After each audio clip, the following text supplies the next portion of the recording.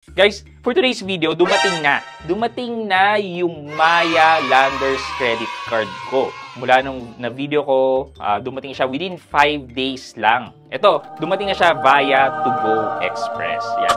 So, i-unpack natin to ngayon. I-activate natin. And later on, lalabas tayo para subukang gamitin itong Maya Landers credit card. Samahan niyo ako. Pag-usapan natin to. Sit back and let's discuss. Coming right up.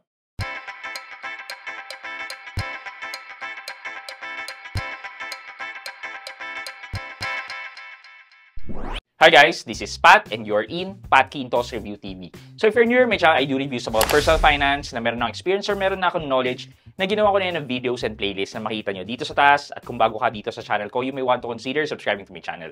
Okay guys, so yun nga, dumating na siya via To Go Express. Ayan, so i-unpack na muna natin. Ayan o, kung makita nyo, saradong-sarado pa, sealed na sealed pa. So, i-buksan na natin yan ngayon. Takpan ko lang yan. So, yan. Basically, yan. Black na black. Kita ba? Ayan. Tapos, may logo ng Landers sa likod. Ayan. So, bubuksan na natin siya. Ayan. Uy, ayan. Ang sabi dyan. Take your membership to the next level. Ayan. Tapos, sa harapan, takpa ko lang yung pangalan ko. So, sabi dito, yan. Yung, ano ba? Kita nyo ba? 24/7 assistance, go to your credit card on the app and tap the question button. Never share your card details, OTP, or password with anyone. Cashback points earned from qualified transaction are converted into vouchers that you can redeem at Landers nationwide. So, yun naman pala.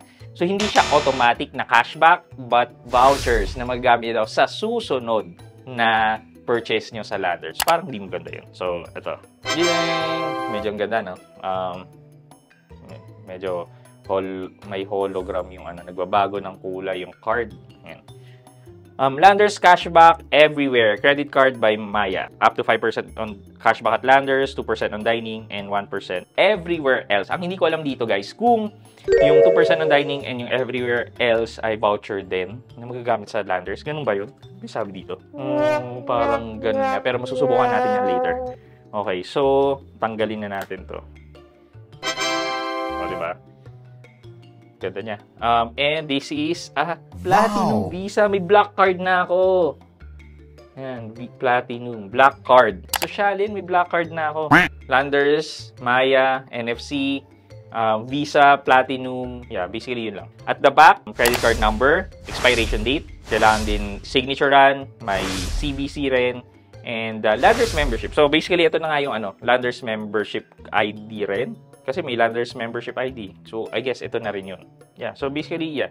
So, activate na natin siya ngayon sa Maya app. So, open natin yung Maya. Ay, ito pala. So, madami siyang text message sa akin. Ayan. Need help to activate your Landers cashback. Got your credit card with advanced control. Activate it now. Pinapa-activate niya talaga. Got your Landers cashback everywhere. Dumating na kasi siya after 5 days. Pero siguro pang-3, pang-4 na araw na ngayon na hindi ko pa siya ina-activate. So, diba? Gusto talaga nilang i-activate ko. Okay. Anyway, balik tayo. Punta tayo sa cards.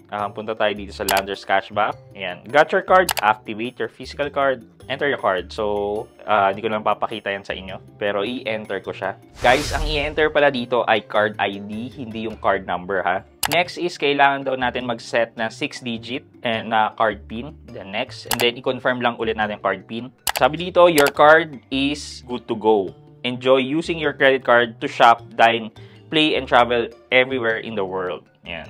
So, ito yung laman na settings. May card security. Pag clinic natin yung card security, papa-enter sa atin yung password. So, wag na natin muna ilagay. Limits and control. Activated na tong card natin. I guess pwede na natin tong gamitin. Samahan niyo ako. Lalabas tayo ngayon at gagamitin natin itong Landers Platinum na Visa card. Ayan, sige. Tara!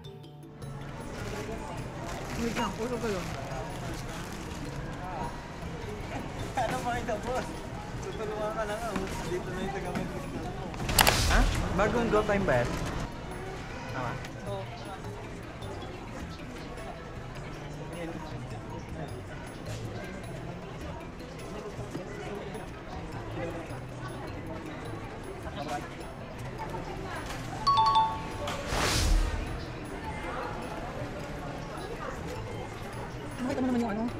password mo.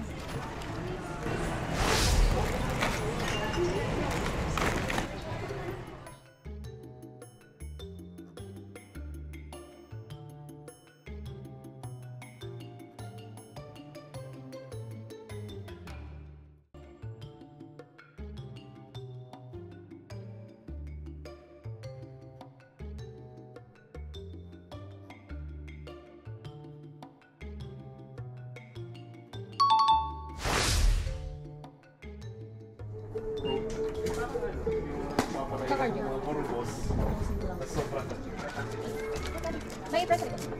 Saan na talaga? 39. Wait lang. Tapos.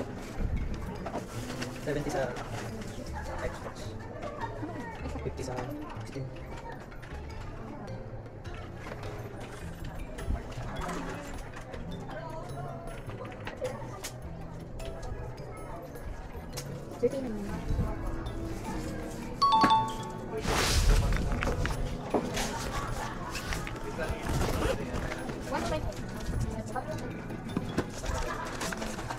So yan, nakita nyo na yung transaction na nagawa natin with Maya and okay naman siya, wala naman tayong naging problema. For our question of the day, babalik tayo dun sa katanungan na kakailanganin natin ng membership bago tayo makapag-apply ng Maya credit card. Ano yung opinion about this kind of business tactics ngayon na for you to apply, kailangan mo munang maging member. And kapalit ng pagiging member, mag-cash out.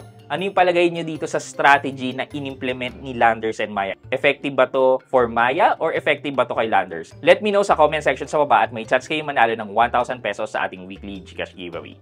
Yun lamang po for today's video, but before we end this video, mag-shoutout po muna tayo at shoutout kay Anenggitsu8560. Sabi niya, grabe, thank you Kuya Pat. Pa-shoutout po, na-try ko po kaagad, super legit. At Anenggitsu8560, shoutout po sa inyo. Maraming salamat sa panonood at pagsuporta ng aking mga videos. Thank you so much.